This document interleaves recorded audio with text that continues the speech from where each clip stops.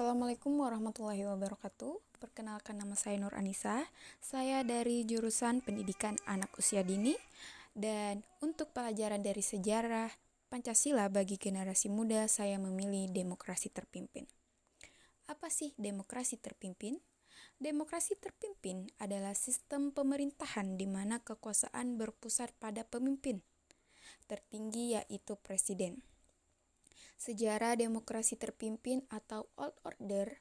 Old Order adalah sistem politik yang berlaku di Indonesia dari tahun 1959 hingga mulainya Orde Baru pada tahun 1966. Old Order terjadi sejak gagasan demokrasi terpimpin pertama kali disampaikan oleh Presiden Soekarno dalam pembukaan sidang konstituenti pada 10 November 1956. Ide ini kemudian diresmikan secara konstitusional setelah keluarnya Dekret Presiden 5 Juli 1959. Demokrasi terpimpin terjadi karena ketidakstabilan politik pada masa demokrasi liberal.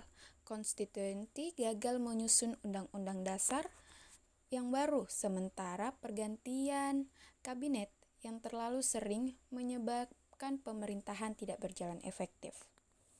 Melalui konsep demokrasi terpimpin, Soekarno berusaha memulihkan stabilitas politik dan memperkuat persatuan nasional dengan menjadikan pemimpin sebagai pusat koordinasi politik, ekonomi, dan sosial.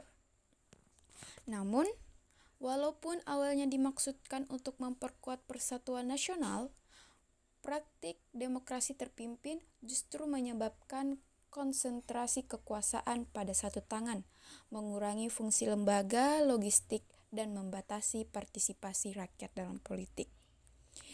Ketegangan politik dan meningkatnya pengaruh PKI menimbulkan konflik internal yang memuncak pada peristiwa 6305 tahun 1965, yang akhirnya menandai berakhirnya masa demokrasi terpimpin. Jadi, pembelajaran yang dapat diambil dari demokrasi terpimpin yaitu 1. Mencegah sentralisasi kekuasaan. 2. Dampak pemusatan kekuasaan. 3. Pentingnya kebebasan pers. 4.